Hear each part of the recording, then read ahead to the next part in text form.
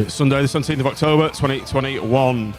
Today's show, we discuss the disappointing away defeat at the City Ground as the Pool, unfortunately, and Forest's run of not winning a home game all season until yesterday. I'm John Aspinall on the Seaside's podcast match reaction show.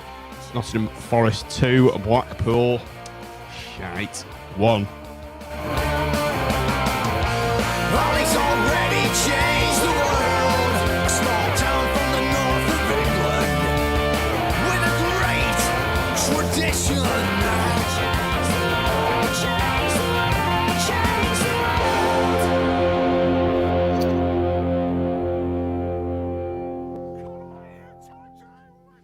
Good evening, everybody. Welcome back to the Seasiders podcast match reaction show on a Sunday evening. Tim, it's better than Songs of Praise. Or is it? And although some would beg to differ, including the Songs of Praise Twitter feed, which was absolute quality, wasn't it? For those who didn't see, when John pulled it up last time, Songs of Praise actually responded. I can't remember what they said now exactly. They said, we beg to differ. We beg to differ. And you've got to say that's a quality response, isn't it? Every credit to them. I believe it was something like, "Thou's going to get your heathen head kicked in." Actually, after Connor's exploits a couple of weeks back, he could get a slot on there, couldn't he? Songs of Praise with his religious monologues.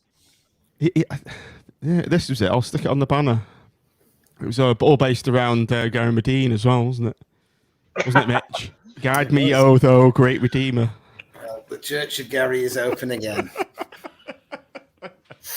Anyway, they've only liked it this evening, the tweet. So I won't give them any more press. We might move on to Country File next week. I feel like you should go through Strictly. That's got a good. Everything that's on at 8 p.m. that just work through and keep tagging and be exponential growth eventually, isn't it? It's how you do it. Yeah, anyway, welcome to the stream, welcome over who's joined us. We've got a new Twitch comment. Thank you, LR1234. Hi. If that is your real name. Yeah, welcome everybody in the stream, welcome on the audio pod. Just like to reintroduce you to Joe. Joe's obviously been here sporadically, but we're going to add him to the panel now. We're absolutely scraping the bottom of the bottomest of barrels. So we've dug him up again from deepest, darkest South Yorkshire to join us. So thanks for coming on, mate. It's all right. I was watching Sinister when you gave us the call, not to be confused by, "Oh, let's hope that's nothing sinister. We wish him well." From a There's nothing like being bigged up by the host, is there, when you come on us? You pay peanuts, you get monkeys. I couldn't put it better myself, Joel. Joking. Thanks for coming on, mate. Welcome, Mitch. Fresh from your blog again, which you get out at incredible speeds. And thanks for writing up the Seaside 7. I want to get that one out of the way. Yeah. So, yeah. I was thinking, well, while he's writing that, he might as well just write the 7 key points as well. It was. You've got a career in middle management, Johnny. That sort of. Would you just mind while you're doing that job? Would you just mind doing another one as well? It's like when you get a builder coming in to do some work for you. While you're here, can you just? It dovetails. It dovetails, doesn't it, John? It dovetails. It's you're there already. Well, it knits together. No one dovetails, mate. Dovetail joins. Joins together. It's a synergy. Yeah. Stronger than a mitre joint. There you go. So we've done Songs of Praise. We've done Joinery. Do you think we should move on to Blackpool FC? Oh, go on then. Go on then.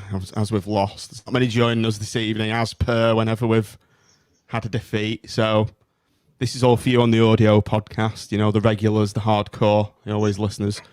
Right, let's get on with it then. If we must, Blackpool took on an informed Nottingham Forest at the City Ground, although they'd not won a game all season at home.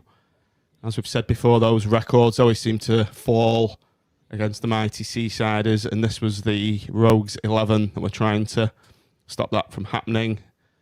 Dan Grimshaw in for Chris Maxwell, Gabriel, Ekpateta, Keogh, Garbutt, Winsel, Stewart, Bowler, John Jules, Big Gaz, and Jerry Yates. So, Joe, as it's your debut this season, give us your thoughts on that lineup and your thought process at the time when you saw it pop up on Twitter. Other social media networks are available. Yeah, I saw it once. I was in the ground. Internet reception at the City Ground's terrible. Or maybe my phone's terrible. One of the two. The first thing that immediately hit me was there was no Anderson and there was no Sterling, which was a bit of a blow. I was a bit surprised to see Grimshaw in that as well. I would have gone with Stuart Moore personally. And that's just going off the games that I've seen Grimshaw play, particularly the game against Man City. I know it was only a friendly, but a couple of shots that were straight at him that kind of went straight in. I believe the phrase they used were wrists like wet noodles. Weren't really impressed with him, but Critchley, he's the manager. He sees them day in, day out at training. You gotta trust him, trust the process. So down to the bare bones, really, with all the injuries that we've got. And for the minute I saw the team sheet, I had a feeling that it was going to be one of those days. Keshi missing Mitch was a big blow, wasn't it? Yeah, it was. And that was the one really I looked at. Because, I think, we've been very impressed with Sterling, but Gabriel is a quality player. And I had half thought that he might give Gabriel the shirt anyway because it was against Forest and sort of try and get that extra bit out against his former club with him having a sort of a bit of a grudge against them and all of that. And but seeing Keshi out, I just thought, because I hadn't really thought about the team beforehand because there was not much point thinking in depth because we're kind of so short that he'll put out what he can put out. But seeing Keshi out, I just thought, because it's just that lack of creativity, isn't it? I mean, Keshi is just the spark of everything in midfield. So, again, like Joe, I wasn't immediately optimistic on reading it. Tim, Tyrese John Jules included in the team again. When I saw his name on the team sheet, I was scratching my head as where he was going to play. And then I saw, obviously, Keshi was missing. I thought, sure, he's not playing him on the left. But that was the case, wasn't it? It does seem... it did seem rather strange. I think most of us, as the others have touched on, sort of dwell on it, we were surprised that Keshi wasn't playing because I think that one was kept under the radar, wasn't it? But then when you've seen Mitchell's cameos, you wonder why he didn't get the berth because he's a bit more, it's more his natural position, isn't it, than John Jules. And then obviously as the game pans out, that sort of thought process is amplified, isn't it? Because when you're seeing what John Jules is able to deliver on the left as against what Keshi or Mitchell would deliver on the left, or you would expect them to deliver on the left, then you start scratching your head a little bit, don't you? Well, I did. Owen Dale, gentlemen, good to see him on the bench, and I thought there may be an opportunity to finally see him. A, what he physically looks like, and B, what he can do, but fortunately it didn't prove to be the case. It's probably, it's the first time we've seen him on the bench. I think he's on there as cover, isn't he, with about the 4 or 5 missing. I think he's, in reality, I would have actually been surprised if he came on ahead of some of the other names on there. Right, let's move on to the game itself then. Get rid of that. Right, so what we're going to be doing this evening, just covering the absolute main events of the match, then we're going to hit the Seaside 7, as delegated to my glamorous assistant down on the bottom right-hand side of the screen. So, move on to the match then. So, Mitch, the first thing that happened, really, one of the main events was Gary Medine going down injured, and it did not look good when he didn't down, and it stokes the fuel to the fire to the naysayers, didn't it? Which kind of was annoying me even more than the fact that he was going to be injured and miss the rest of the game. Yeah, exactly. I thought... But he rose like a phoenix from the flames, didn't he? He did. He rolled away the stone after 3 days and emerged from his injury problems. I literally... I cursed the heavens after it happened because I just thought there can't be another one down. And it's not just that we've got quite a few injuries; it's who we've got injured as well. It's the key positions that we're missing. It just seems that if you're of any importance, you're going to go down. And with Gaz going down, I just thought his groin had gone again because he went down like a sack of spuds. And I thought, oh, that's it. And I could just imagine our accredited friend's glee over being proven right about his. Let's just get it right, Mitch. Anyone who rips on Gary Medine is no friend of ours. Our accredited colleague, should I say? Yes. He's like one of those people that you've been forced to work with at work. He's not someone you'd choose to associate with. Our slight accredited acquaintance. I could imagine his glee. And then I really thought he'd gone. I really thought he'd gone because he hobbled off, didn't he? He looked absolutely done. And then he stood on the touchline, and I thought, well, he's only coming back on maybe because they haven't got a sub ready or they haven't worked out who on earth they're going to send on because we haven't got any strikers on the bench. And I was really surprised that he came back on. And I think it probably affected him throughout the game because he did have one of those games where he wasn't quite at his heavenly best. He had one of those games where he was very much picking and choosing his challenges in the air. And I think that that probably affected us as a team. So yeah. Joe, Steve Hutchins just put there, I don't think Gaz was brilliant on Saturday, Matt. Joe, coming to you anyway, but lack of service, perhaps. I think that's a reasonable comment, isn't it? Yeah, I think both him and Jerry, you could argue the same, to be honest. They were both feeding off scraps. Obviously, Gary's had his injury problems in the past, be it groin or his ongoing stigmata problem. Hang on a minute. Let's get that in there. Yeah, one in the IPE said, bow down.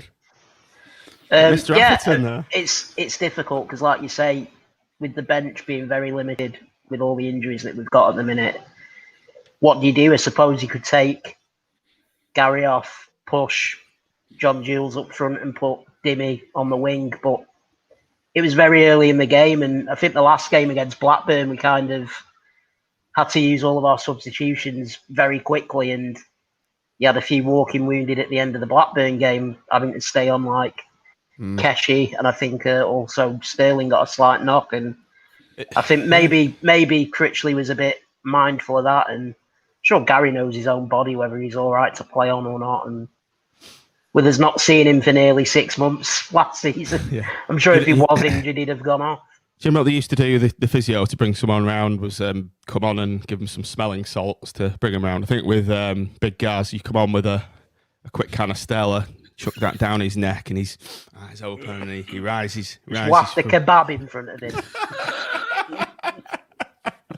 Might go through the tab on the go on the touchline. Just have a drag on that. Give him a drag on that.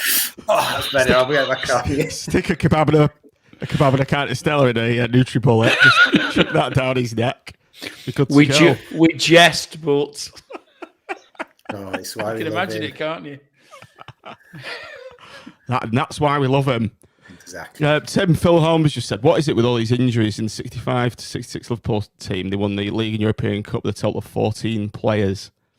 14 players. I think he's got the year wrong. I think he's got the year wrong. I said to add because I think it's 1978, 79 season they did that. But there we go. It wasn't as physical. You better be right, Tim. You better be right calling him out. I think I am, Phil. I think it's the year when Clemens is in goals. I think Liverpool used 14 players and they won the European Cup and the league in 78. No, it says got to a European final.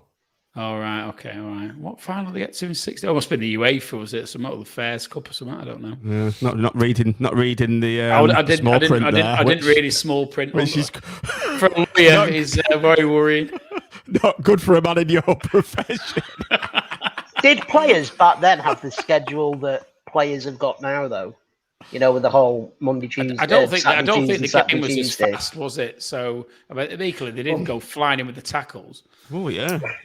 Well, I've just been reading a book on Pep and Mourinho, and it's kind of an analysis of the rivalry between the two of them, and it goes quite deep into Pep's career, and it points out that one thing that he really struggled with early in his career at Barcelona was the number of injuries they got, because he just could not compromise his pressing and training style, and he was really quite unrepentant about it. People sort of going, but everyone's dropping like flies. And he was just like, no, we will play this way. This is the way football should be played. And I do wonder if there's a little bit of that in Critchley, in that he just wants that intensity, and it's just collateral damage, that we have 22 players and we're always going to have 5. We just seem to, since he's come in, we always have 4 or 5 out injured, don't we? Yeah. I noticed that he didn't use it in his excuse in his post-match interview. I noticed that. Yeah. Great. It's a great point though, that Mitch. Good evening, Golf Driver 85 from Twitch. Maybe you could be our second subscriber on that platform. But yeah, Steve Hutchins also said that intensity in training, perhaps. Kevin Stewart as another one, Tim, isn't he? Unable to start more than one game in a row. It's worrying, isn't it, with Stewart? I think about him and Gretterson, and maybe it's the way they play. I mean, I think most certainly there was a bit of discussion this week, wasn't it, about the way Gretterson plays probably invites injuries. But yeah, we need a squad of about 40 just to get 11 on the pitch on a Saturday, don't we?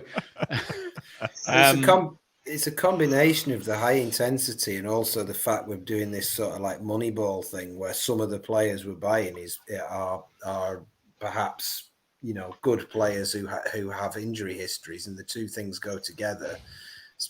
You get Kev Stewart. 22. It's not just happened. Doesn't just happen to us though. I mean, I know that you can look at yesterday and go, "Oh, we had X amount of players out." By the same token, we played Blackburn 2 weeks ago. 3 of their starting back 4 were out injured. So it's not just something that happens to us. It's something that happens in a lot of modern football. And that's why it's a squad game these days, isn't it? Well, Mitch, you know the solution to this particular problem with this style of football is bringing in all these injuries. 2 big men up front, 4-4-2, diagonal. A big man, little man, hit it to the big man, knock it down. Absolutely. Route 1. We didn't have all this trouble. That's the way to do it. We had, Bamber and whoever was up front with him, Watson, whoever it was. We didn't have this. Man, Bamber was out injured for ages, wasn't he, as well? So he was, yeah. He was. So anyway, maybe that's not the answer. So, I thought you were going to say Gary's healing hands then, but should have. I'll put that in my brain for next one. So on 20 minutes, this isn't a particular big incident of the game, but I just loved his name, Philip Zinkernagel. Philip Zinkernagel, his robust challenge on TJJ. I was just thinking of any more great names in football. I'll put everyone on the spot there. Yeah. What was that? A bit of a warning on stuff like that. Venegar of Hesselink. Yeah, him. Yes, did he play for Forest, Joe? I think he did. No, when he at Celtic, Jan Venegar of Hesselink. Yes. I was thinking Ricky van Wolfswinkel. Yeah. Thomas Hitzelsberger. He was a good one. Anyway. Yeah, Pierre van Hooijdonk. He was Pierre van Hooijdonk. Yeah. So, Joe, 22 minutes. Brennan Johnson. Let's open the scoring for them. Coming from the right-hand side. Was Gabriel at fault for being out of position, perhaps? I thought he had a really good game, but he did get caught ball watching for this. Just watching the ball go over the top of him, and can't remember the fella that got the ball, got a decent cross in. It was just ahead of Sterling and Brennan Johnson at the back post. Tapping, really. Can't really blame the goalie for it. From a Nottingham Forest point of view, very well goal. From our point of view, maybe Gabriel could have been a bit tighter to the man out wide, but things happen. Players make the mistake. Don't do it on purpose. I think he did have a good game in general. Yeah. He was just he was involved in a lot of attacking moves. He was caught out of place. They were getting a lot of joy from both wings throughout the game. Yeah. Tim, just moving on to the biggest chance for the first half. Lord Gary leaping like a majestic salmon at the back post, heading it back into the mixer right in the danger area. And it was a kind of a... Joey Yates has got a reasonable connection on it, and it's come back to TJJ, and he's just fluffed his lines, hasn't he? Almost got in the way. And TJJ should have scored, really. It was the opposite end of the pitch, but I remember at the time, everybody, myself and everybody around was thinking, how the hell has that not gone in? Because the ball, to be fair to, he leapt like the proverbial salmon, didn't he, Medine? And I think it was Medine, wasn't it, with the header? And of course it was. Of course it was. It was. No, it must have been on the highlights. It was quite difficult to tell because it was the camera angle was quite a long way away, and I thought it was Medina initially, and at the game, and it's literally on the goal line, isn't it? And just it's as we're going to discuss, when the roles are reversed in the second half, it just falls to them and they tap it over the line. And in that scenario, it just needed to fall to one of our players, and it just didn't quite happen. And it was quite frustrating because I think we're all just thinking, how the hell are we not 1-1 at that point? So we've gone in one behind at half time, Mitch, but following a bit of early pressure from Forest, we've got the equaliser. Joey Yates, great sort of striker's finish, a finish on instinct almost, and great work from Bowler. Nice little dummy feint, dinked cross. Their keeper was dodgy all game, I thought. Flapped it, got a half clearance. Nice little head back from, was it Gabriel? Gabriel, yeah. Well, I've not really watched this. I've not watched the extended highlights back, but my memory of it was that there was some really nice. It came from a throw-in from Gabriel in the first place, and if I remember rightly, Gabriel threw it to Yates. Yates laid it back out to Bowler, and then what was remarkable was that it ended up with the two players who'd been involved in the throw-in. Now, could have been a sort of mixed up memory, but in my head it was lovely movement from Yates to go short for the throw, be involved in that little touch off, and then be back in the box. And the same for Gabriel. I thought that summed up. I 100% agree with what Joe said before, that I think Gabriel was at fault for the goal, but I thought he played really, really well.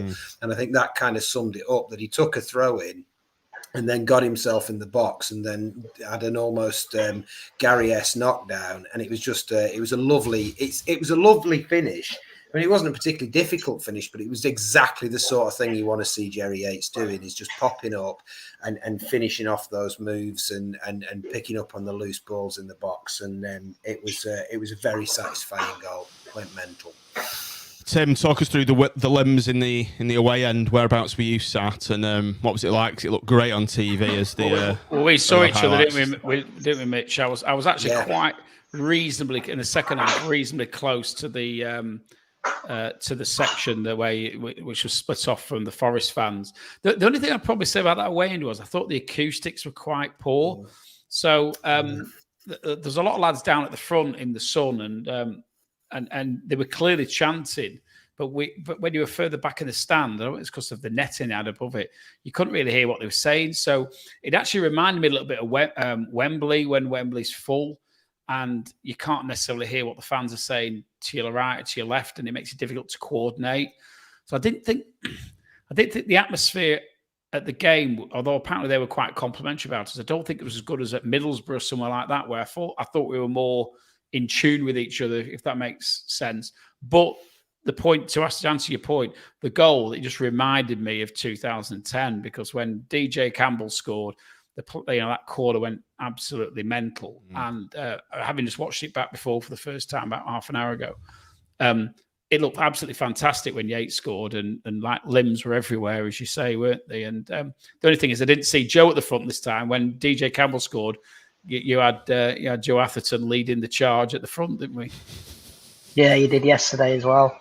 I did. Well, I didn't see that. I'll have to look back. I just didn't see yesterday. But I always remember my abiding memory of 2010 is you going absolutely apeshit at the front. So yeah, kind of made the mistake of doing the same yesterday, and obviously surged forward, then went to go back, and no, about 10, 15 people behind me, jumping up and down, shaking you. It looked quite good because you're right next to the Forest fans as well. Forest are not right next to me. You're a reasonable distance. Overall, there's a good atmosphere, I thought, yesterday. I mean, there was 28,000 there, so it was pretty full. Not quite the atmosphere from 2010, but you wouldn't expect it to be. But when they get going, they're quite loud, the Forest fans, to be fair. Just don't do it often enough for the team, for my liking. It was... I think at 1-1, I quite fancied us. I don't know why, but I did. And then it didn't quite, go as I was hoping it to, went the opposite way. The good thing was the Wi-Fi was crap, Joe, and I couldn't get on Bet365. And as a result, I couldn't do a cash out. And when I got back to the car, I'd 540 quid in the locker, which was the right result. What? But it was shared between me and Ashley and another guy, so it wasn't quite as good as it looked. Yeah. But it's one of them where you'd cashed out if you could, and because I couldn't get on the Wi-Fi, I couldn't even check, which was great. What was your bet?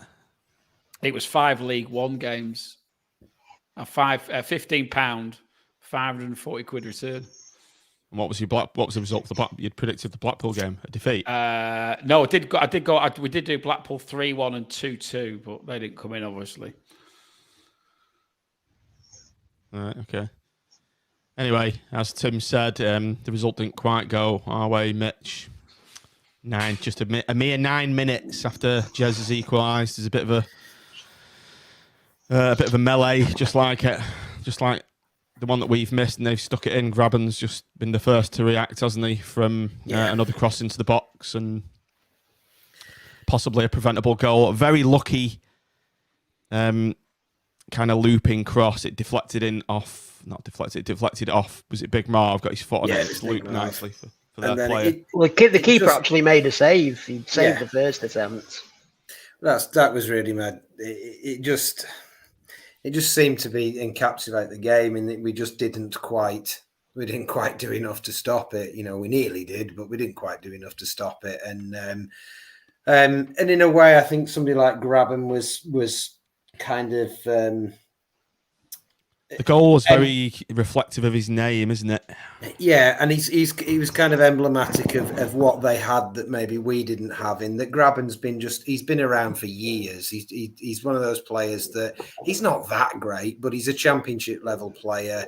He's been around forever, and they seem to have that little bit of gnarliness, that little bit of nous, that little bit of know-how that perhaps we didn't really have on the pitch. And yeah, it was. I mean, it felt preventable, but I don't really know who should have prevented it, if that made sense. I have seen some people saying they were frustrated with John Jules. I don't know if he didn't track back. As I say, I've only watched the very quick highlights, the 2-minute ones, and at the game, I didn't really pick that up. I just thought, because it just felt like when that went in. It must have been an early part of the move, because he doesn't show him at all, does it? On the he kind of lost the ball in the area and complained to the referee instead of just getting up and playing on. Right, all right. Hey, listen. I think some fans are kind of like digging him out, and I'll admit I was kind of one of them yesterday, like questioning what is his role exactly in the team, because he's a striker that doesn't score goals. He's a winger that's not very quick. I mean, there's no doubt that the guy's got ability because he's under the books at Arsenal. You don't be under the books at Arsenal if you've not got something about you. But I'm yet to see what that defined role is for him. Gave the ball away a lot for me as well. But we'll move on to him in the analysis of that in the Seaside 7. So, gents, that was the game. What disappointed me was the substitutions. Demi coming on was a good one.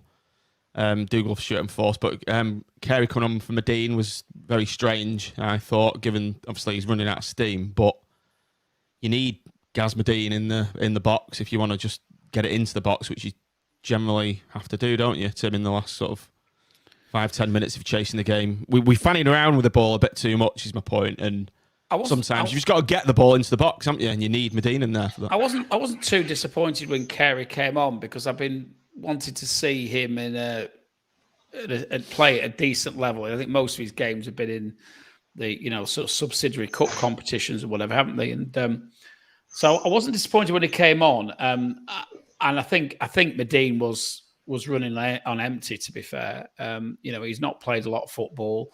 He's got that injury early on in the game, which is probably niggling him for the rest. And after his Friday night kebab, 70 minutes is probably his tipping point. But I think other than possibly when my mind's gone blank. When was it? Oh gosh, I've completely lost my train of thought. Mitchell came on. I think other than that, I don't think the substitutes did us any favours. I think I think Dougal Stewart's a bit of a neutral one, isn't it? But I don't think the Kieran Medine one really worked for us. No, okay. So yeah, we've run out 2-1 winner, 2-1 defeat. Sorry, Forest winning the first home game of the season. And one thing that caught my eye was a Nottingham Forest player jumping for joy like they just won the FA Cup final when the full-time whistle's gone. And I guess that's a sign of the times, isn't it, Mitch? That they're celebrating like that against the likes of little Blackpool. He could tell his grandkids about that one. The day they beat the mighty Blackpool. Yeah, I mean we've played him at the wrong time, haven't we? We've played them right in the middle of the new manager bounce. Cooper's good at organising. He had Swansea very, very organised, didn't he, for a couple of years. They've obviously it's that kind of ideal new manager bounce for them as well, where they've obviously really not liked what Houghton's been doing. Something's really not worked there. And he's come in and you get that, don't you, sometimes when somebody just comes in and stops doing whatever it is that the players clearly hate that's not working and just does something simple. So I thought actually, that their delight at victory was they were really committed in the game. I mean, they were not the best team we've played, and they're not the best team we'll play all year, but they were really, really, really committed. They quite impressed me with the team spirit, and it was it reminded me a little bit of us, with Critch with his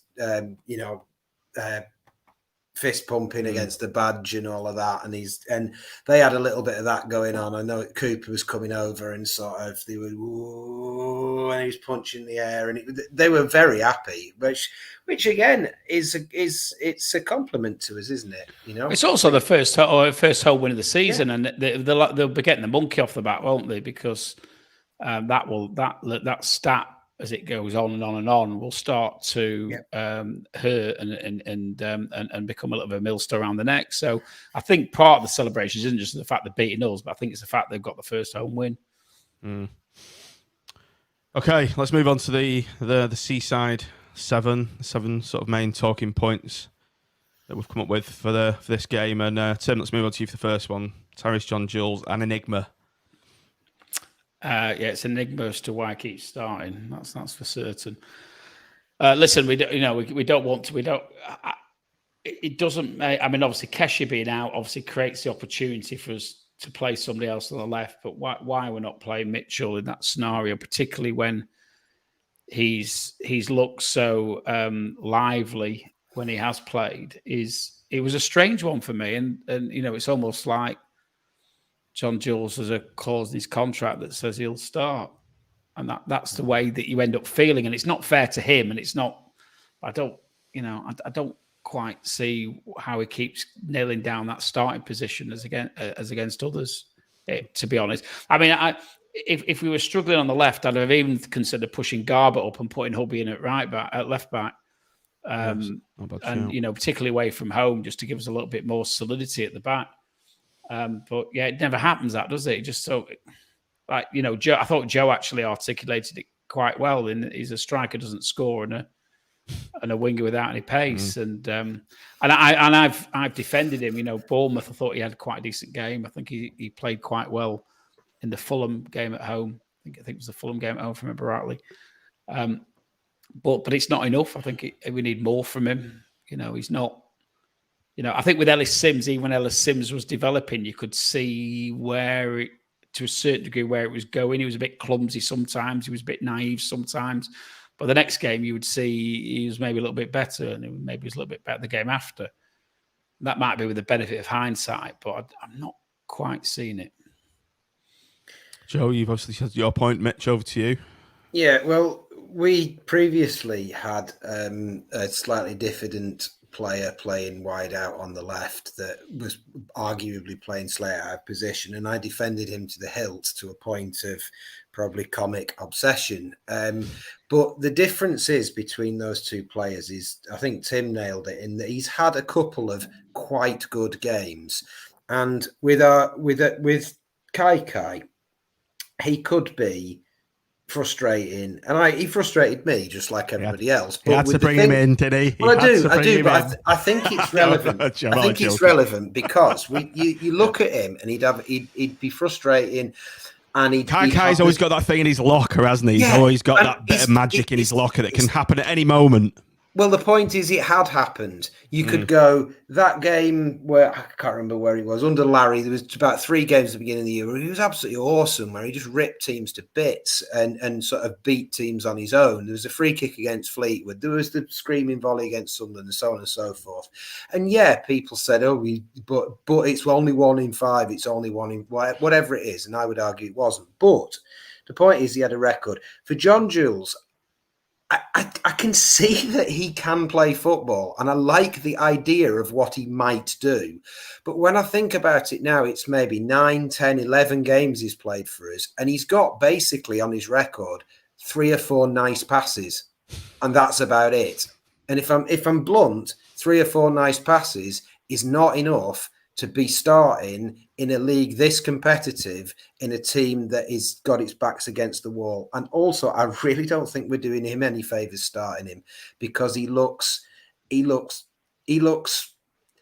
so up and down in a game. He'll throw himself into one challenge and then he'll run away from the next one as if he's really playing sort of almost minute by minute. He doesn't look to trust himself. And I think Joe nailed it. He's not a striker because he can't finish, and he's not a winger because he doesn't cross the ball and he doesn't beat people. So I'm not sure what he is. The answer probably is he's maybe a number 10, but Critchley doesn't play those. So I'm not really sure why we're persisting with him. And with Mitchell, when Mitchell first came in, I really didn't like him. I thought he was a flash lad from Man United, and he has put in so much effort. He's developed so much. He's played a new position. He puts in, he grafts, he tackles, he races around. He's intelligent. His short game's good. He's always trying something, and I feel like we're playing Arsenal's youngster to the detriment of one of our own players who needs to develop into a championship player. And why Mitchell didn't play, I don't know. Which nicely segues onto our next point. It was injuries in this Seaside time. We've covered that in the main chat. So, Tim, let's move on to what Mitch just said then. Dimitri Mitchell stamped his place on the starting team sheet in the next game against Reading for me with his performance. What a difference when he came on. Yeah, but do we think he's nailed his starting position for Reading? I don't know. I don't know if I can call He's got to have, surely. Well, you would think so. You would have thought so based on his previous, as I said, I refer to his cameos, which were a bit more than cameos, where he's come on and looked very sharp and made a difference when he's like replaced Bowler and on the right. And I just, you end up scratching your head thinking, why? I don't think we started with our best team on Saturday, and that's probably, the most glaring, the one, unless you're going to go defensive and put Garbutt up there, that was like, you'd have thought that had been nailed on to play Mitchell at left back. And so can I call it? Yes, I would agree with you, John. Yes, I do think he will start, but I don't know whether I can actually say hand and heart that will actually happen. Joe, what do you think? Surely, what do you think Coach Critchley would do in this situation? Given up trying to work him out, to be honest. Like you all say, I'd play Mitchell there, but like you say, maybe there is something in like Arsenal have asked. I know Arsenal can't dictate to a manager, look, he's got to play every game or whatever, but I can remember when we had one lad on loan. I can't remember for the life of me who it was, but I'm pretty sure that the loan got cut short because he weren't playing enough games. Okay, And maybe yeah, maybe Critchley just has that little bit of he'll come good eventually type thing. It's a little bit like Woodburn last year, isn't it? Where we all expected him to actually, once he's settled in, he'll deliver, and he's just. We keep waiting. I mean, far be it for me to be presumptuous. I think the only reason we've got John Jules is because Ellie Sims was injured coming into the start of the season, and we needed that young replacement Premier League forward, and he was the one that fit the bill. And as far as I'm aware, I think this loan's for the entire season, so I can't see him going back. Getting back to your point, yeah, I'd start Mitchell. He's our player. He looked in really, really good form before he got injured in pre-season. And for me, if you've got Bowler on one side and Mitchell on the other, I noticed that we were very right-sided against Forest yesterday. Everything was coming from Bowler and Gabriel overlapping. Nothing was coming down from that left side. You've got Mitchell there. You've got threat on both sides. Possibly Keshi as well. Steve's just dropped in the chat there. Hopefully we'll be back against Reading. Family matter, apparently. Okay, Mitch, coming back to the Seaside 7. The next point was the ref shite, ? They all are. Who was it? Was it Kevin Friend? Was it? It was. He was on the game. Yeah, it was, wasn't it? It was. I don't know. He was letting a lot go. And then played him up for nothing challenges. So, yeah, I'd say he was a bit shite. It's funny because I'm not that bothered about the penalty shouts, which we might come on to at some point, but I wasn't that bothered about those. I didn't think they were that nailed on. People will disagree, but it was just that thing that he seemed to blow every time we challenged one of them and then just let them it was a bit like Huddersfield when they were just cutting us down whenever we did make a little bit of space, or whenever the rare occasion we did have a bit of creativity in the middle, they just seemed to take our legs and then he'd go, it's all right, carry on. So you've he's letting the game go. And then we'd do the same and he'd blow up. And he just didn't seem consistent. He irked me. He did. Overawed by the occasion, possibly, Tim. Very partisan crowd, isn't it, Nottingham Forest? Yeah, you can imagine refs being a homer in that situation. In that kind of do you know, and it was possibly a reflection of the alcohol that I'd consumed before the game. But I don't really remember being that bothered about the ref during the match, and so when I saw it on the discussion list today, I was trying to think back, and I said it probably is a partial reflection. You've had a few sherbets before the game, and maybe you're not watching it as intently as you might otherwise do, or certain things just pass you by. But I genuinely don't really remember thinking, and there's plenty of games where I do think the ref has been appalling, but I don't really remember. If I'm being honest, I don't know whether that's just me. Well, maybe the answer is he wasn't as bad. Yeah, well, yeah. I did see the picture of you and Matt Smith at half time, Tim. He was worse than me, I hasten to add. I don't know how I looked at the photograph. I was taking it because he was spaced out. He looked as pissed as when he came on here on that infamous post-match show. Which we must do again, gentlemen, in the very near future. Reading away on Wednesday night. Obviously, no one's going. It is broadcast on the internet, so I think another drink along will be on order. Stay tuned, listeners and viewers, for that. We'll be doing another drink along on Wednesday. You can tell Mitch out. He's ecstatic. Can't wait. He loved it, really. Come on, take Thursday off work. We'll get the vintage cider down, Tim, Mitch. It's a joy to behold when that happens. We'll have to get the swear box out, though, Tim, won't we? I know. The bleep box, I think we need. I like it when Tim swears. It's funny.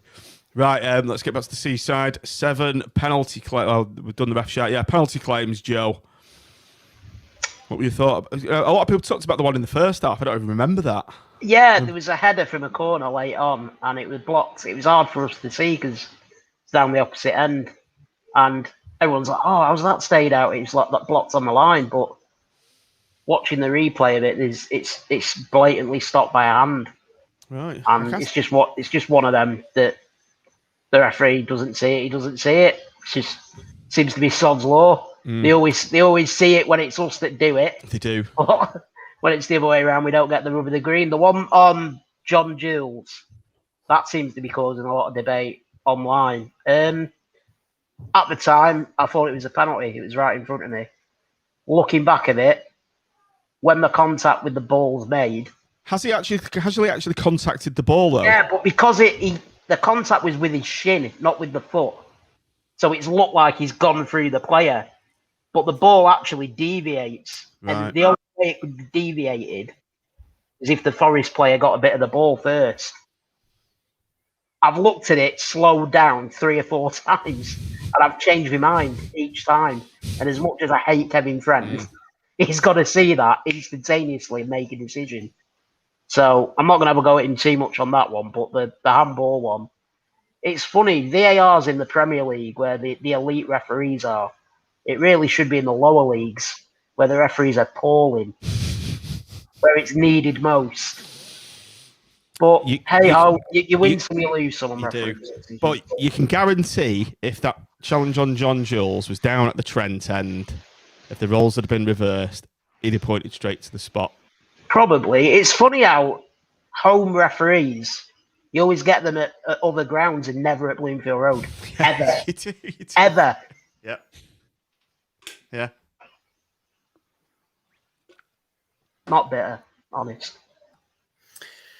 Well, my take was sort of almost opposite to everything Joe said, not in a particularly disagreeing way, but in that I thought the handball, I've looked at that one, I've seen a clip of that, and it may hit a hand, but I didn't particularly notice any intent in the handball. It seemed to hit a hand as opposed to somebody save it with the hand.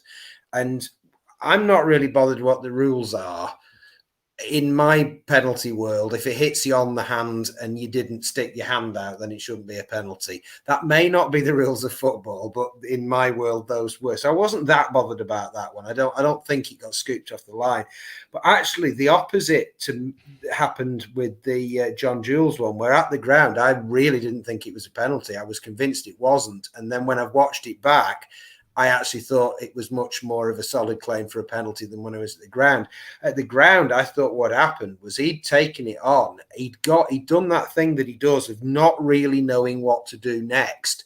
He couldn't seem to decide whether he was going to shoot or try and sort of beat his man or pull it back. And he just seemed to give up on all of those and run into the leg of the player. He seemed to go looking for it to me, and I wasn't that far away from it. Probably, obviously, wasn't as close as Joe. It wasn't that far away from it, and I was more irritated with him than the ref because it was more his indecision and then like sort of panicking, like, oh shit, well at least I better get a penalty. And I think maybe that's why the ref didn't give it. But actually, having looked at it, I might have been a bit harsh on him. He wasn't particularly going anywhere with it, but I think he did get taken more than I thought originally, if that makes sense.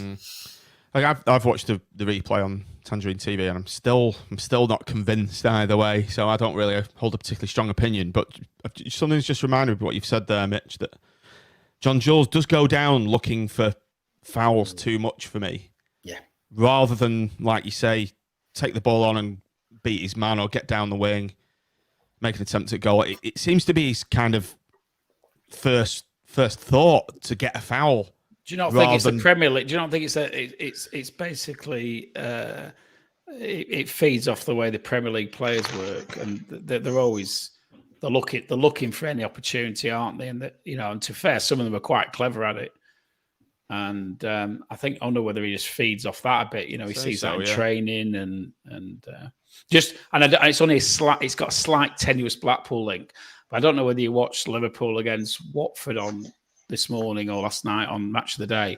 But how shit is that offside rule that there's a player miles offside, ball comes in, Cathcart, which is the Blackpool link, sticks his foot out and stops it going through to the offside player, and then as a result, the ball's still in play and Liverpool score from it. And I just think I think some of our rules. That was one. There was a ref the other day, wasn't there? There was a big argument about it, and the ref said to the player, "Well, you shouldn't have touched it then." And the player was like, "Well, I've got to try and defend." You can't make that's the that job." decision in a split second, can you? So it's some of the I think the point I'm making is some of the rules that we have in football at the moment sort of defy logic, and that's one of them. And I think sometimes players like John Gills, they probably do. They're brought up to go down any touch, any sniff of a touch, just to get that advantage. And 9 times out of 10, it works for them as well, unfortunately. I think it's confidence with him as well, though. I think it's almost like he's really not hit the back of the net. It's like, if you're not in good form, you can take a shot, but you might miss. So go down, because if you don't get the penalty, you can feel it. You can feel a sense of injustice, and if you do get the penalty, you've not gambled, have you? You've not risked it, and I think that's partly what frustrates me with him. Is that I've actually rather he'd leathered that about 10 yards over the top rather than kind of look like he wanted to get a penalty, because that's how that's what we need, is a striker to show a bit of intent. A sad indictment of the English game, perhaps. Anyway, let's move on to point 5. Tim, come to you on this. Chris Maxwell, huge miss. In fact, Joe, let's come to you. You're nodding your head. What was your thoughts? Yeah, he's captain, leader, legend, isn't he? He's everything. Keeper. Yeah, exactly. Again, I thought I was really harsh on Grimshaw after the game because I was pissed off. His kicking was awful, but apart from that, I don't think he did much wrong. How did he command the area from being behind the goal? Or early doors, a bit shaky. Although, to be fair, he did get a couple of unnecessary pass backs early doors that he didn't need.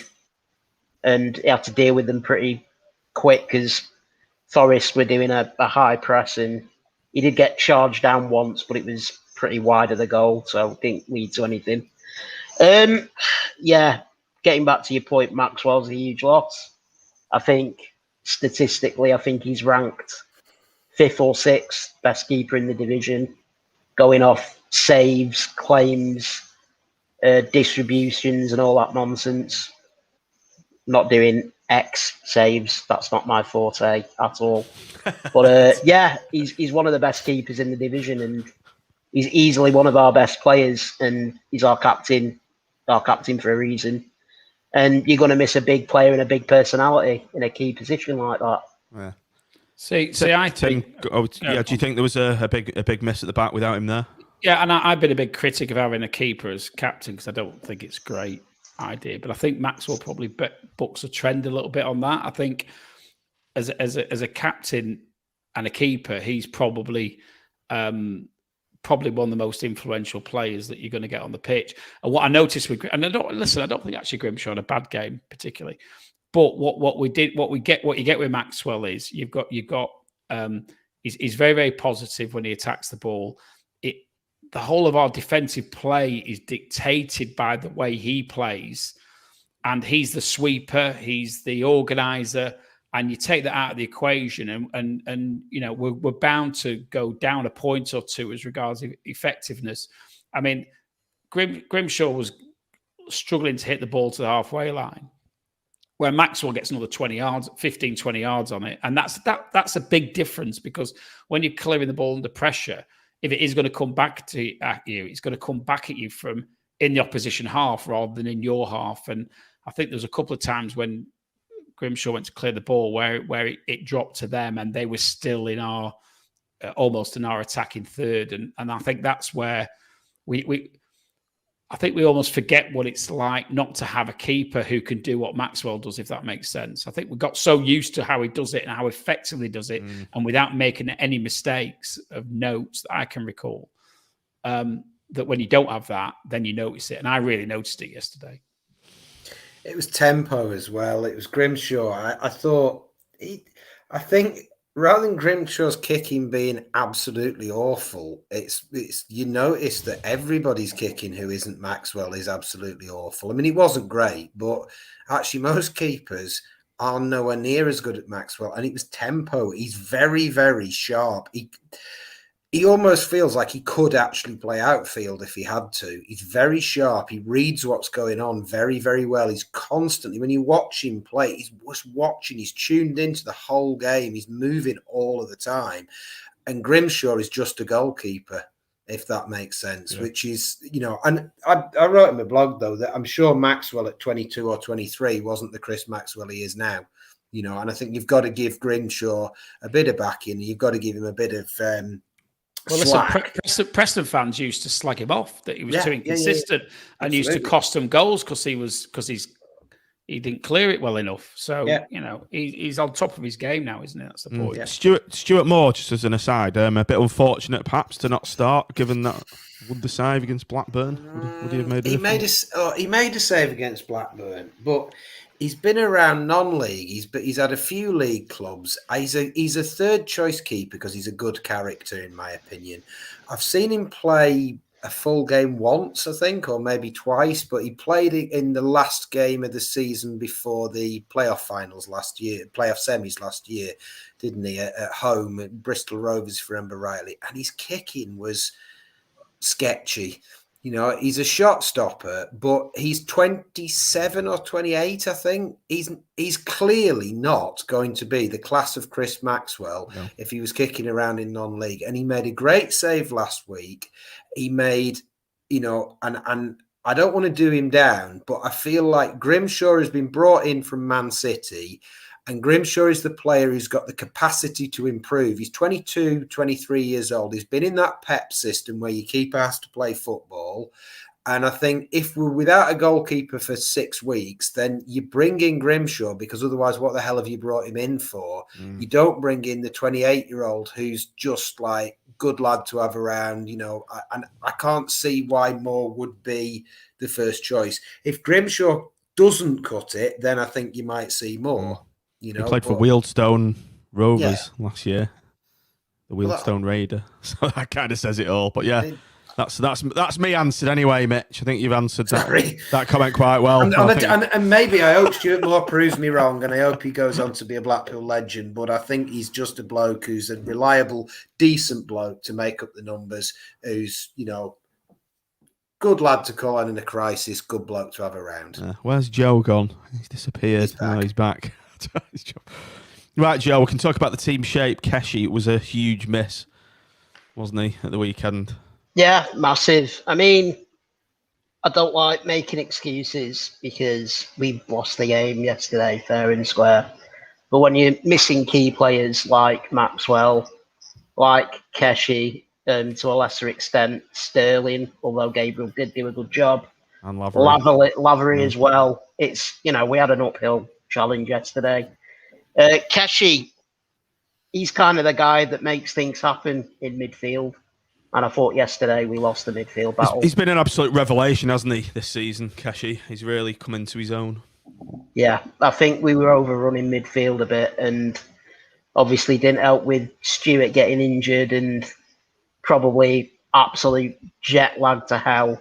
Kenny, I think, to come on because he was over in Japan, wasn't he, playing for Australia? So, yeah, it was one of them days where everything that could go wrong did go wrong. So, at least we didn't get any more injuries.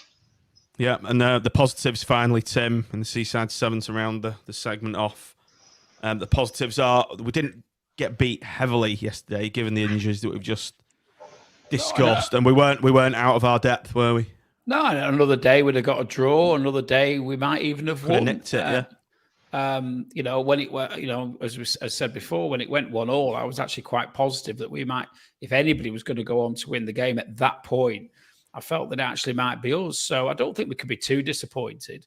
But with a club our size, when you're missing the players that we were missing yesterday, it's always going to have a massive impact. I think, to be honest, I think that's been doing us a bit of disservice. I think any team would be adversely impacted by losing four of their normal starting players. And, and I think we probably benefited a little bit, like when we went down to Bournemouth when they were missing a few.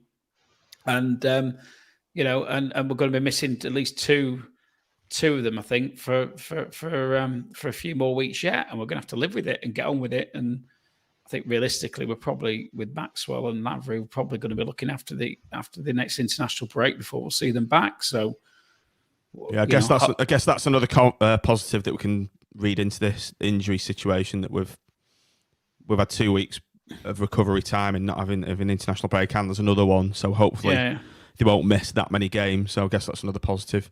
Right, run over an hour, gents. We're going to have to knock on the player and manager ratings. We've got to get Eddie to bed. He's still up.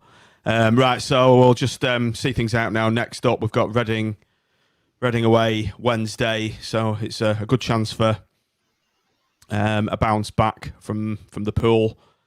Reading away, no one's going. Terrible away day. I guess you're not going, Joe, are you? Or are you? No. Nah, can't get a train back. Yeah, so thoughts, Mitch, how this is going to pan out? Reading is no matter what form they seem to be in, we never get results at that shitty stadium. I was looking up the name of the stadium. It's a real stadium sellout name. I'll just look it up now. So just gives you thoughts on how this game is going to go. Yeah, I mean, we were talking before that we came on air that should we save the team for Preston or not? I don't maybe go quite to the extreme that Joe was suggesting of just play the kids, but I think it might be a game where there are some players who have been on the fringes of the squad who might get a look in, who've got a point to prove. And I would agree. I think Tim said, we're on a bit of a down. There'll be about, 400 people go to that, and we'll probably win 3-0, because there's players with a point to prove and nobody will be there. And so I feel oddly confident that somebody, and it'll be somebody that hasn't done anything yet this year. It'll be he'll play Callum Connolly and he'll get 2. He'll play him in midfield and he'll be like Phil Horner wellying it from the edge of the box, and he'll be exactly. Or who else hasn't done anything yet this year? The boy from Donny, James. He'll stick James and he'll go, "What's he picked him for?" And he'll be in the second coming of Roberto Carlos, or something like that will happen.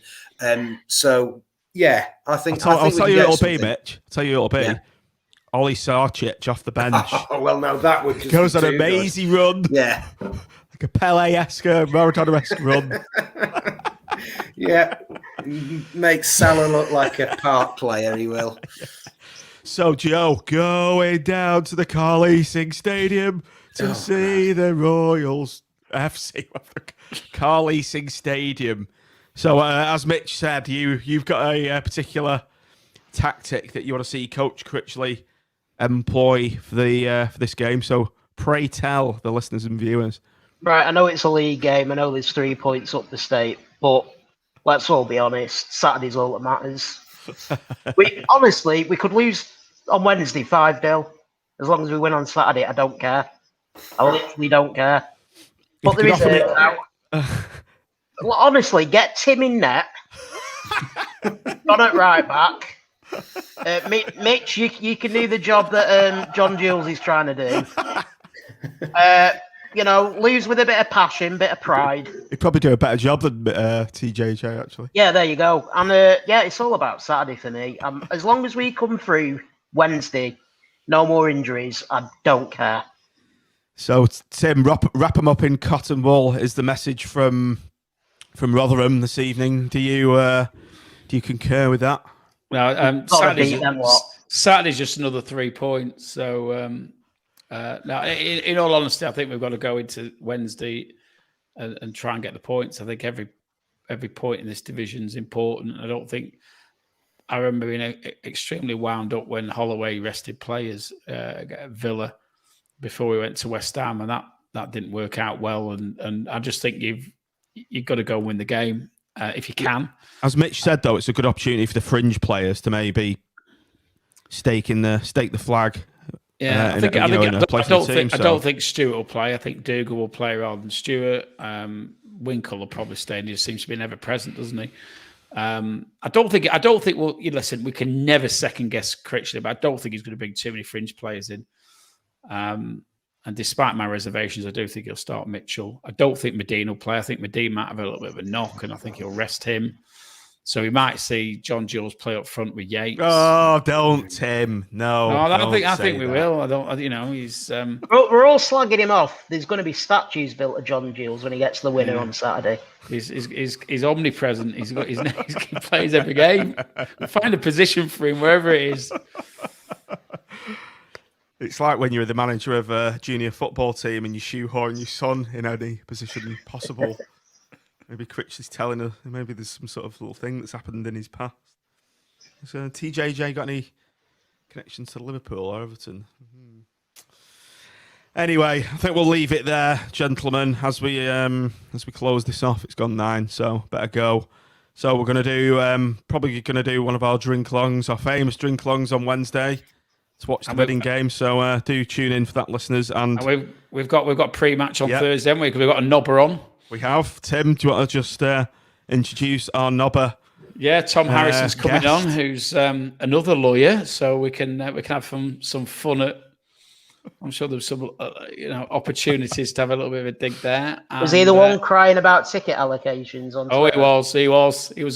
He was having a paddy. He's got one now though, so. So we can. Did he threaten Tim? Did he threaten legal action? Is that how he's come up with the ticket? I don't know how he's done it, but he was calling us Tim Pot, so we'll have a go at him on Thursday night in all good humour. We can have a Timism off, can't we? We can, yeah. He might out Timism me. So viewers, listeners, get yourselves a thesaurus for this knobber preview special. Yeah, we'll have to get some digs in, so that's going to be fun anyway. So yeah, anyway, thanks ever so much for joining us, Joe, this evening. Thanks for coming off the subs bench, but you're now a permanent signing, so welcome to the crew.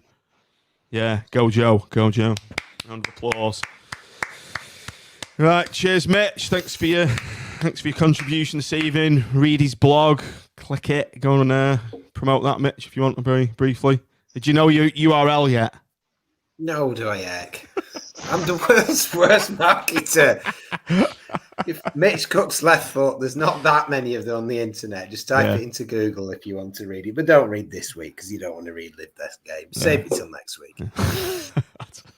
Save it till we beat them 5-0. Tim, I'm going to be reminding our Preston guest of your prediction that they're going to finish bottom of the league. So is he aware of that? I'm still sticking by that as well. I think they're doing, they're slightly outperforming themselves at the moment, but natural justice and will be preserved. They'll be 24th coming the end of the season. I'm confident. Even with Derby, I'm going to say. Right, everybody, if you could just like and subscribe to the channel just before we go. If you're watching on YouTube, it'd be greatly appreciated.